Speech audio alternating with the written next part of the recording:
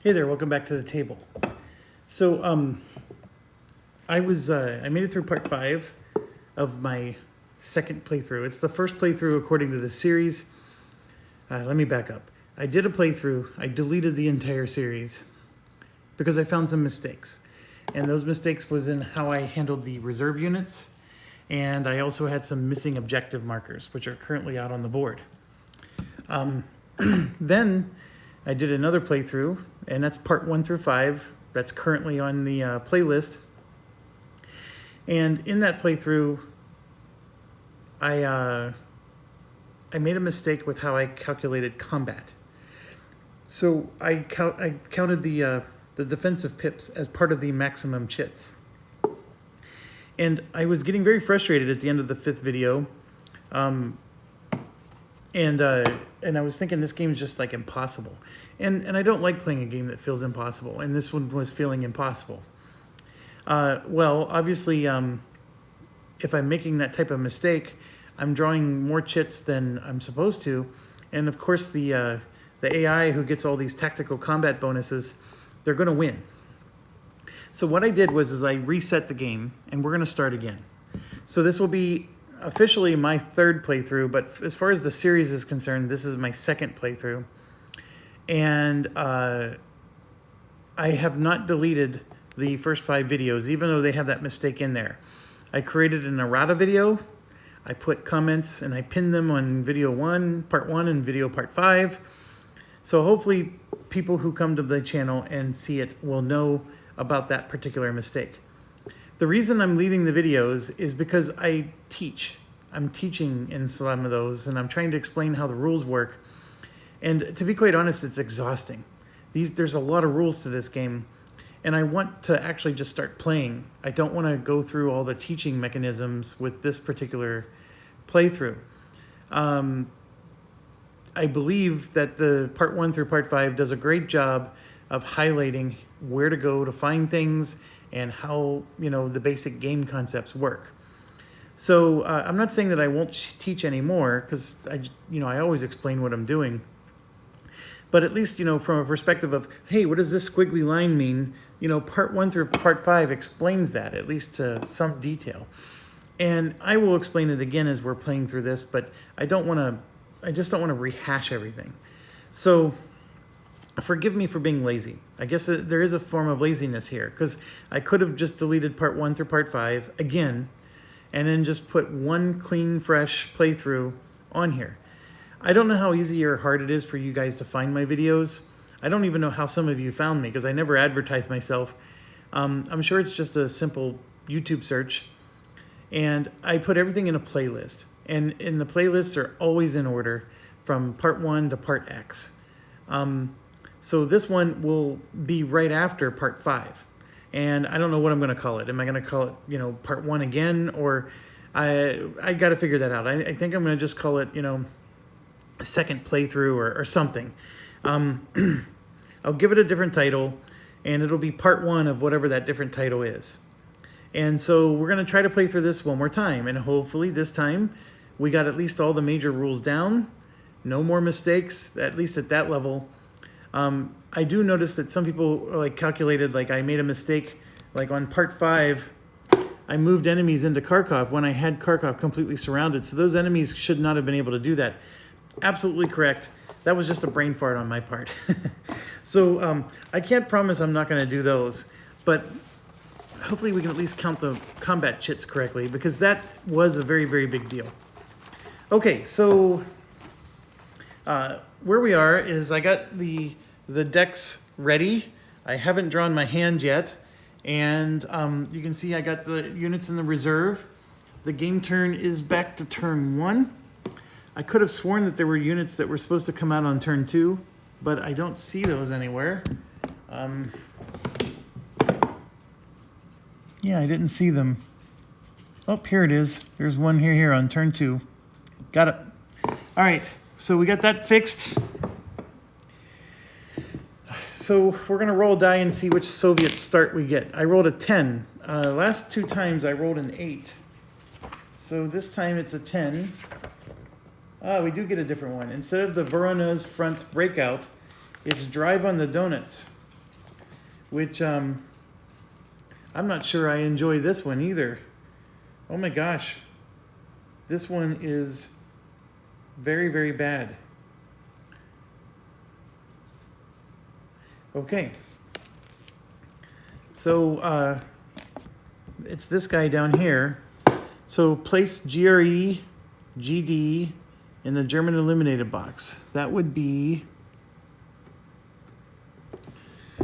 this purple unit right here.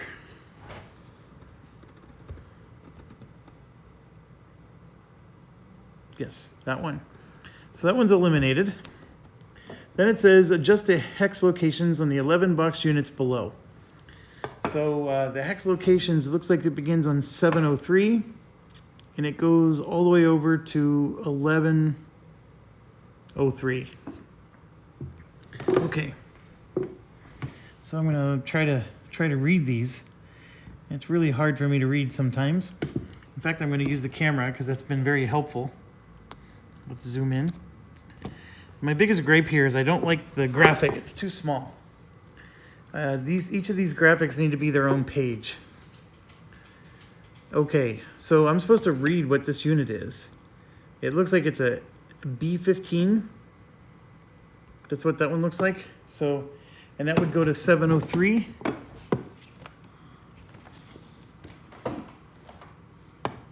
There is a B-15. And I put it on 703. Done. Next, it looks like,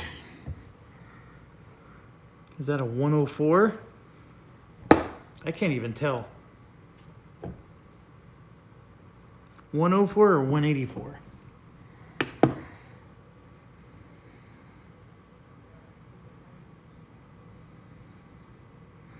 And that would be on 805, 43, 802. There's a 184. I put that on 802. Next is a something G. It looks like it took a hit. 48G it looks like. There is a 48G. And it has 3 pips. So I'm going to give that one a hit.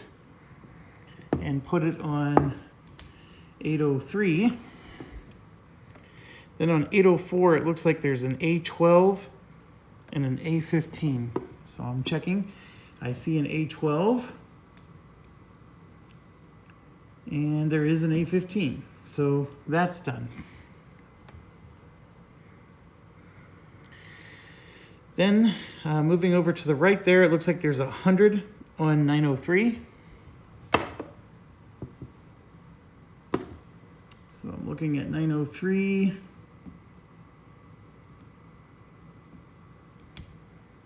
There is no 100. There's a 160. Maybe that's a 160. It says it's a number 24. Yep, that's 160. I was looking at the incremental number there is what I was using to verify it. Then we have a something G, which has a 17 on it. I don't even know what that is. 82G, something, something G. There's a 6GC. But that G unit is an infantry. I'm looking. 62G. And it looks like that one took a hit. So I'm going to grab the 62G reduced. It has a 17 on the bottom. Yep, that's correct. So it looks like it's going to be right next to, so it's going to be on 1001. And then we come down to 1002. There's a 111 and a something something. A 6GC and 111 it looks like. Right down below it. And then below that is a B12, it looks like. And then it looks like the German unit is retreated.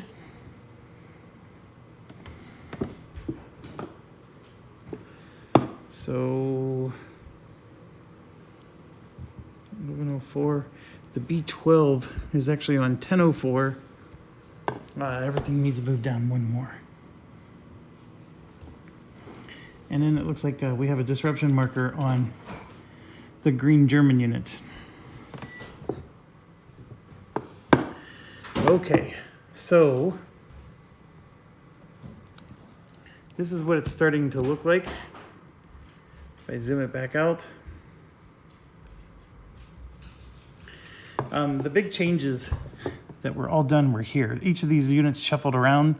This retreated twice. I gotta make sure that that's still in 604. It is. And then the unit that got eliminated was right here. So they eliminated that, they pushed him back, and they're all bundled up here. So it's just like the Verona's breakout. It's not much different, to be quite honest. But let's see, we got to make sure we remove a step and place a dispersed marker. Okay, so that green unit actually took a hit too. So it removed a step and it's dispersed.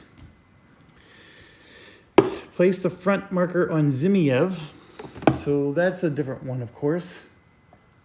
Zimiev is right here. It's not too far. The other one was like over here.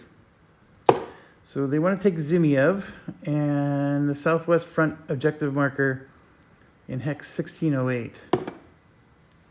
Nope. Yeah, hex 1608. So 1608 is right here. So it's a little bit further north. And it is on the other side of the river, but there's this bridge here that they can try to cross. So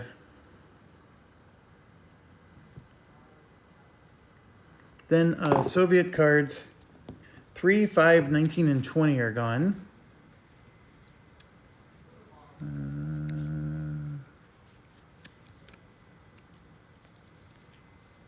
I found 20, 5, and 3. I missed 19 somehow. 19 is that pesky yellow one. There it is.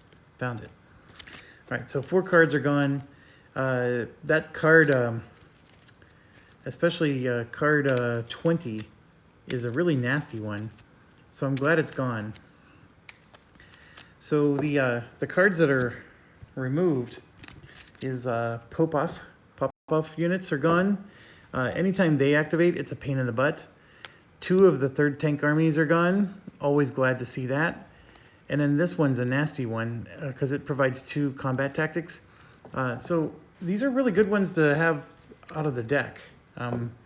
That part is at least true. I'm just curious, what the heck is the historical setup? What is it supposed to be? Because maybe we should just be playing the historical.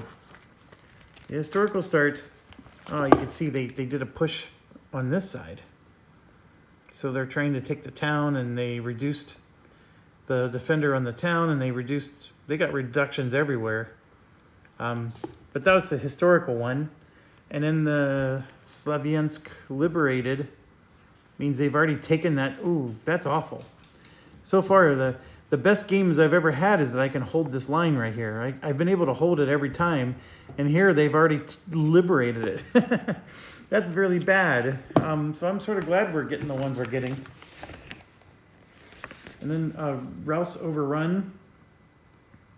That one makes a little bit of sense. I can handle that one. So I never want to roll a 3, 4, or a 5 or 6. Basically is what I'm saying. Okay, so we got the Soviets there. Our hand size is 4, so let's draw our 4 cards. And here we go. We have 2 of the white cards. Which one's the last one I drew? So if I drew 1, 2, 3, 4, this bottom card goes back on the deck. Because you start with this card in your hand always. So we're only supposed to draw 3. So one of the white cards went away. So we got our Christmas colors going, and we're working on some Valentine's colors. So we have purple, white, orange, and green. Let's look at our situation. We don't have anything that puts our yellow units down. So we need to protect. We need to get those out soon. The orange is always helpful because we can maybe punch over there on the right and make sure they don't cross the river. The white is always helpful because we can maybe retreat them and get them to a position where they can maybe defend a little bit better. But it's not, it hasn't worked yet. And then the green is nice because we can put improvement markers out, which then will allow our units to defend themselves if they get attacked. So those improvement markers will make them a bit tougher. And of course, we're going to go first because, because this was considered the Soviet impulse, what we had just done. So I think I'm going to do this. I'm going to do the engineer event, and let's get some improvements out there right away. I think there's a reason they gave that to us. It's because it's suggesting that we need to get those improvement markers out to help hold this line. So one of the places I for sure want to do it is right here. We have 2 white markers defending this location, and we're going to put an improvement right there. And that'll keep those guys in check, hopefully. We got 3 white markers over here. I would like to get one here to help him hold that line. It would have been nicer if I could move him into the woods first. And then I got some markers up here that I could place, or these 2 tanks over here could benefit from one as well. It's actually a really tough decision. But I'm going to go ahead and put the marker over here. And I'm going to do it on this guy right here. So we're going to defend that spot. Because he's got some nice zone of control, and if we can punch them back across the river, and he can hold this spot, we can really maim their ability to cross the river up here. So our current weak spots are right here. I need to activate purple. And the reason I need to activate purple is these guys have a straight line, and there's nothing stopping them from going bing, bing, bing, bing, right across the river. And purple needs to retreat to block that. I may have made a mistake, in fact, because I do have a purple card, so I could have activated purple first. So we're going to find out really quick if I made a serious mistake here. But let's try. Well, the good news is I don't think I made a serious mistake. It is going to be the 69th is going to go, and the one on the left is the one that's going to happen. The one on the right has command delay, so this fixed artillery is going to it's actually going to get shuffled back in. And this, by the way, folks, was why I wanted to leave the other videos there. I don't want to have to explain what command delay is or read it out loud. You know, like if you've watched the other videos, you already know what command delay is and are familiar with it. And so we don't have to like rehash it. So that's what I'm hoping for. Like I said, maybe I'm being lazy. I don't know. Here we go. So we're going to activate all the units in the army. And we start with the movements that are on the player aid here. They're underneath the objectives. Clearly nobody's met their objectives yet, so we don't have to do anything there. And step 1 is, can they take a VP hex?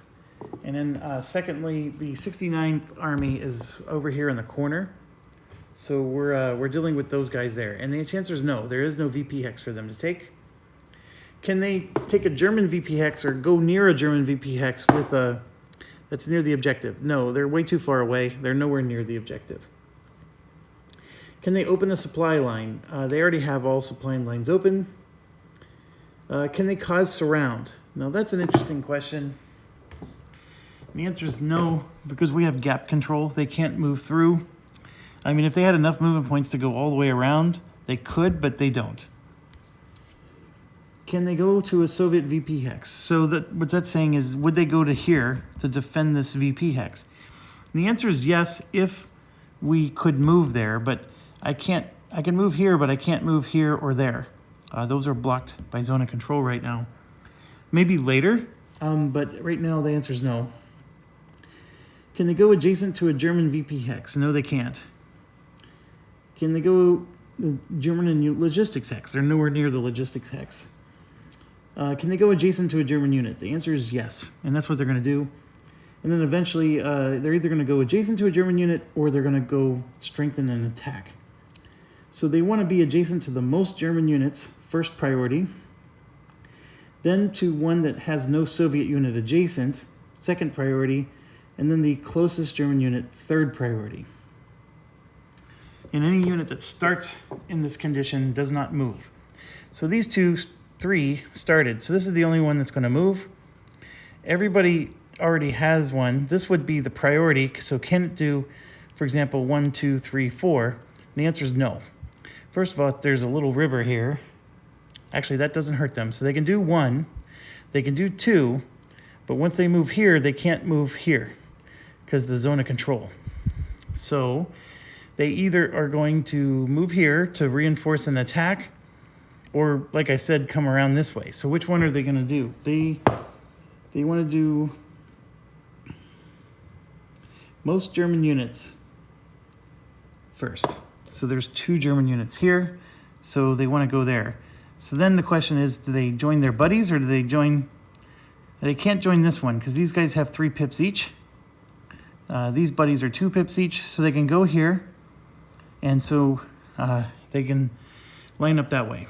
So then we have to determine, are they going to attack? And this is where it gets important, because this guy could attack this way, or actually, I'm sorry, these 2 are the only ones going to attack this way. So this is easier. We don't have to do order of operations. These are at 5, that's at 5, that's a 1-to-1. Will they attack? So we got to do the 7-point checklist. And I still go through this 7-point checklist one at a time. As much as I said I don't want to explain all the rules, I at least don't have to explain what each one means anymore. So they're at 1-to-1 odds.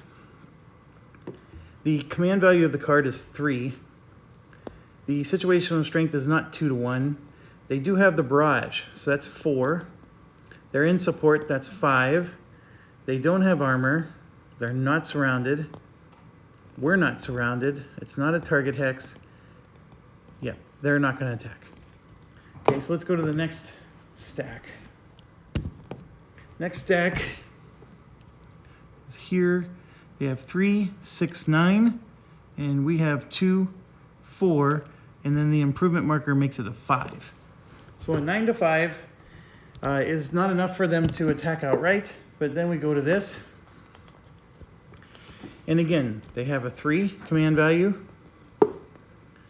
It is 9 to 4 officially. Nope, I'm sorry, it's 9 to 5. So this 2-to-1 doesn't count. And now why am I saying it's 9 to 5 instead of 9 to 4? They want me to add +1 to their situational strength if they're in an improved position, which they are. They actually want me to add another +1 if they're adjacent to a German supplied unit. So technically it's 9 to 7. So this +2 does not count. That 2-to-1 is only if it's 2-to-1 after adding these modifiers. So so we're at 3, 4 for the barrage, 5 for the support, no one's surrounded. Yeah, I don't think there's going to be an attack. They're going to stop. That improvement marker, I think, prevented some attacks here.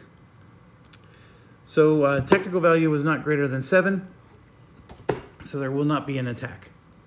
And that brings to the end of their turn. So now we get to go, and I forgot, we get to draw our card. So now we got that other white card I was talking about. So we have 2 white cards, and then we have an orange card. Part of me thinks I need to do the purple because I told you that we had that big gap. And if the 3T army were ever to be initiated, they're going to just charge right through our gap. So I'm leaning towards activating the purple.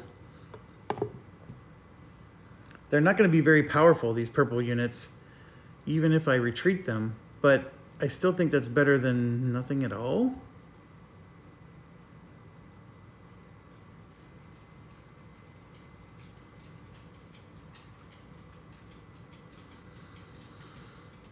Yeah, I need to close the gap. I'm going to really regret it if I don't. So I'm going to play purple. We're going to activate them.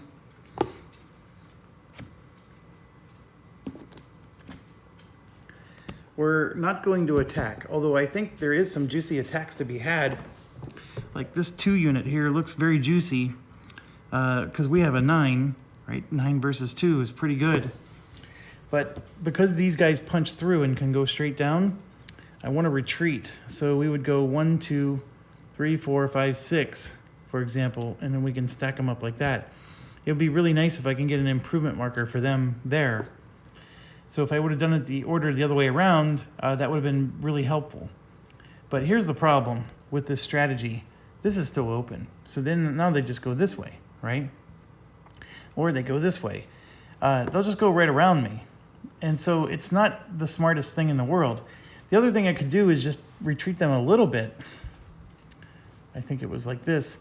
I can retreat them a little bit so when these guys try to move down, you know, we're basically still holding gaps. You know, they can't go through, like right here, they can't move through here or here because these units are protecting it. And now maybe if they wipe this unit out, they eventually can, but that buys us another round or whatever.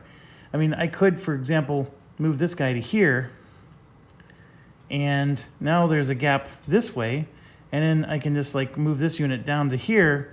So there's a gap, but now they got to go through the woods. That's the only gap that's open.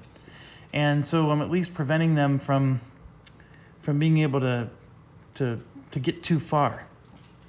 So I think another thing I can do is maybe go backwards 1 more, which then allows me, let's go backwards 2 more, because now we still have these 2 protected. Then I can put this one in the city. So now the city is going to get extra protection. This guy is at least putting zone of control here. And even though this one's on the verge of destruction, it's at least holding that spot for now. That I can do. Once they wipe this out, then they have carte blanche to charge this way. My only consolation prize is the Soviets have already played 2 of the 3rd Tank Armies cards. So how many more do they have? I'm sure they have more, but you know, that 1 more card that they draw is going to be used to destroy that green unit. And then and only then, after that, they would need another card to be able to bust through. So yes, I retreated, but it was a really good tactical retreat that right now is taking advantage of that green unit, and it's preventing them from at least having a free ride. They can go this way. Once they destroy the green unit, they'll be able to go this way. But hopefully by then we'll get our yellow card, and then we can deploy our yellow units to protect this side. That's the strategy. But right now we don't have the yellow card. So we are at the end of our turn. So I'm going to draw up, and I did not get the yellow card. So that yellow card's somewhere in the pile, but it's not. We haven't drawn it yet. So that's very disconcerting. And just a reminder, why do I need the yellow? Well, because we need to deploy our units. They're waiting to be deployed, and everything's wide open right now. Okay, what time is it?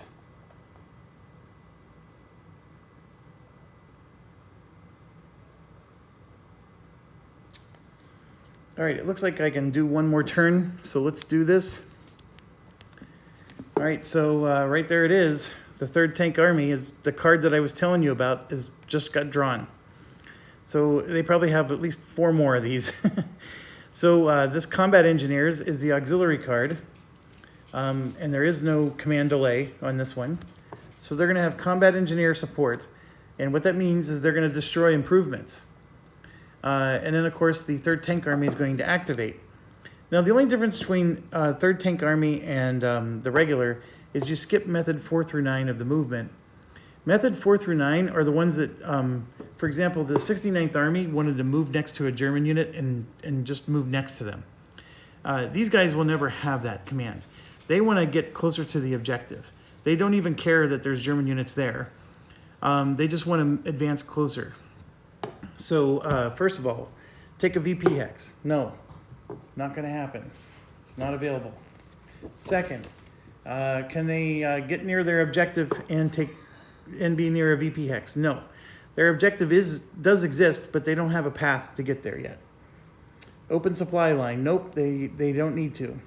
Skipping methods 4 through 9. They want to follow their movement arrows, but only if the movement arrows can be used fully. So for example, these tanks have 6 movement, and 1, 2, 3, 4 is all the further they can go. And so they can take the secondary, so 1, 2, 3, 4, but eventually they either go 5 here or 5 there, and then they stop. So it's not something they would do. However, the infantry would. So, for example, this infantry here, it's in ascending order, so we would use the lowest number first. So none of the tanks are going to move using this method. But this infantry here, number 9, would go 1, 2, 3, 4, right along the movement markers. And the fact that it ends near a German was inconsequential. It was able to do its full movement. Then we get to 16, and he can go 1, 2, and take the secondary movement for 3, and then the primary movement for 4.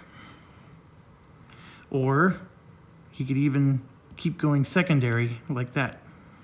But they will take the secondary path. They prefer to move that ends in an unoccupied hex.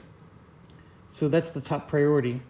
They want to end furthest in hexes from the start, closest to objective, follow primary arrows. If the primary direction would end before all movement points are spent, then they use the secondary direction. Otherwise, they don't. So then this guy would actually, would he really do it? So the issue was 1, 2, and I was saying 3, 4. I don't think they would do it. Yeah, so this one wouldn't do it, so we'll just put him back. Then we go to this one. 1, 2, 3, 4. He does do that. And then this one here cannot. Okay, so next we go to closest to the front objective, which is right here. So they sort of want to go this way. And they all can do that. So, for example, this guy can go 1, and then this would get him closest to the objective, 2. And they want to be in an empty hex if possible. That is the top priority. So then we go, okay, to here. How can they get closer to their objective and be in an empty hex? Well, it's not always possible. They could go this way, but that's sort of going away from the... So the objective is here. They don't want to go away from the objective. They want to go towards. So that's the reason why I think they're going to really just put all their pressure on... so let's see, that's 3. This one wouldn't move. Then we go to 6, and he would go here. So these guys are at their stack limit. Then we would go to 8, and he would move here. Then 15 would join them. Nope, he's at the stack, he's at the pip limit. They're at 5. They can't have more than 6 pips.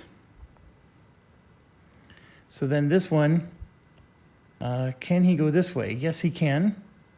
So he would. This one would join him, and then this one would go here. Or they would go here. It'd be one or the other, but since the objective is this way, this is 1, 2, 3, 4, 5, 6, 7. This is 1, 2, 3, 4, 5, 6. So he would actually go here and join these guys. So that's what we think would happen. This is 1, 2, 3, 4, 5, 6, 7. So this is just as far. So they moved as much as they could towards the objective. And now, as a result of that, there's a possible battle that's going to happen. So here, for example, there are 6 points versus 3, but the improved position becomes a 4. But they have combat engineers that would destroy that, so it becomes a 3 again. So that is 2 to 1. Their command card is a 3. So we start with 3 points towards the 7, and then the 2 to 1 odds does impact them. So that becomes a 5, this becomes a 6, that becomes a 7. So they will attack. And their combat engineers anger me very much because they're going to destroy our improvement marker. That's what the combat engineers do. So that improvement marker was there for a good reason. So that attack's going to happen. Then we have this one here, which I'm very certain is going to be an attack. This is 3, 7, 11, 15, 19 to 2. Yeah, that one's going to happen. And then this one is 3, 5, 9 to 5. And that is not a 2 to 1 situation. So we got 3. The barrage makes it 4. Soviet support makes it 5. And they would, oh, they do get the combat tactic. That would be 6, but they would not get the 7. So they would not attack the purple unit, those guys on the bottom. But everywhere else there's going to be. So let's resolve this attack up here first. So the combat engineer, as I mentioned, is going to destroy our placement. So if it's for a Soviet attack, if the defender has an IP marker, remove it. And that's exactly what's going to happen.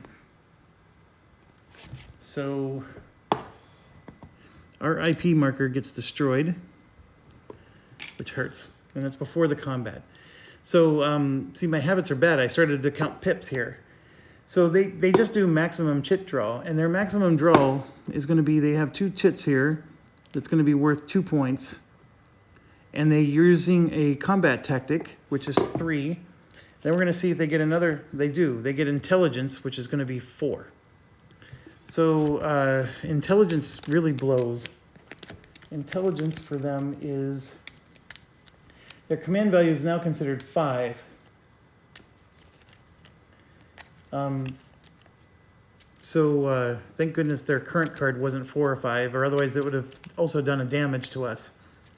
So when we draw chits, sometimes if the command card's 5, they just do overwhelming attacks on us.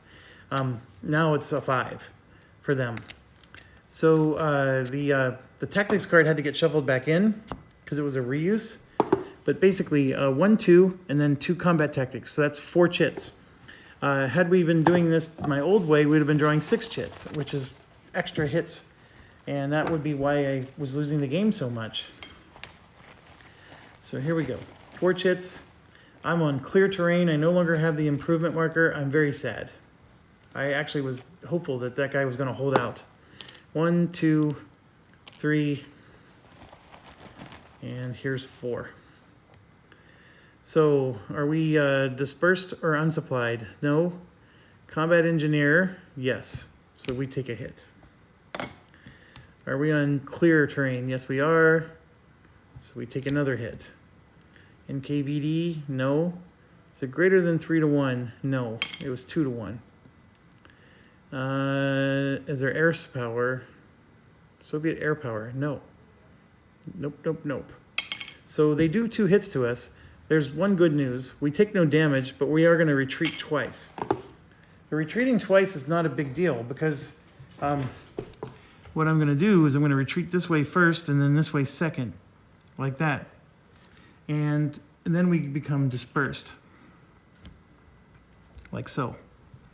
Now, they're going to decide, okay, are they going to move into, they were attacking this way. It is the opposite direction of where they want to go. So they're not going to move into these locations. They're just going to stay where they are. They don't have the option to move this way. They can only move into where they attacked.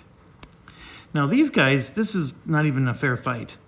They're going to get 1, 2, 3, 4, 5, 6 chits against a dispersed unit. And that may be overwhelming, and they may not even draw a card. So if an attack is overwhelming, they won't draw a combat tactics card. I rarely check this because overwhelming attacks don't happen that often. But in this case, they are. I'm just trying to find where on the player aid that is, because that's how rarely I do this. An overwhelming attack is if the ratio is 8 to 1, or if it's a large attack with 6 to 1, or if the defender is dispersed with 5 to 1. So we're dispersed, okay?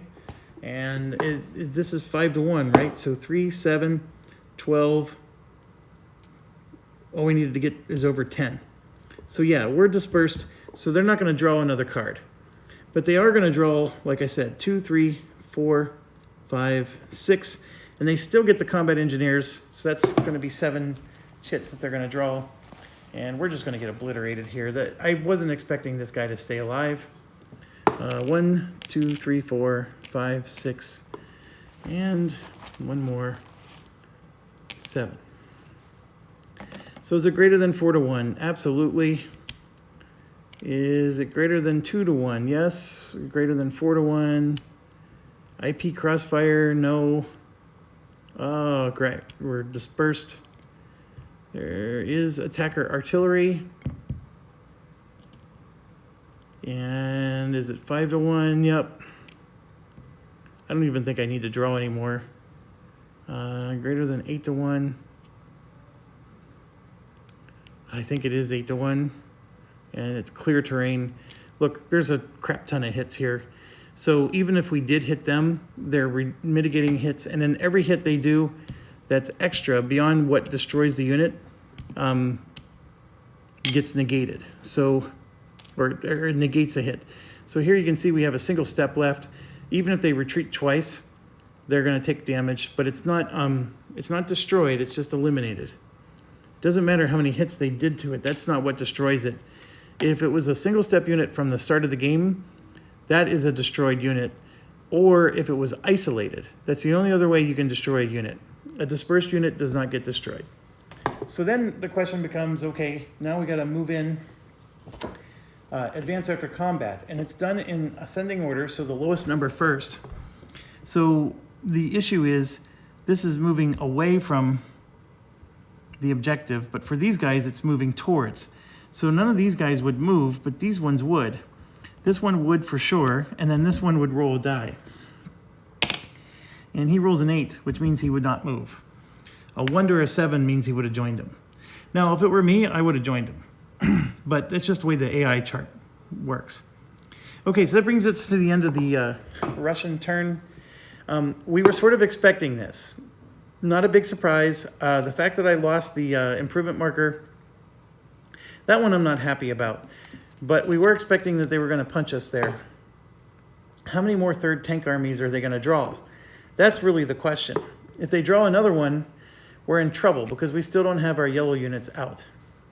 So anyways, I'm going to end the video here. Thanks for watching. As always, stay awesome and stay healthy and safe.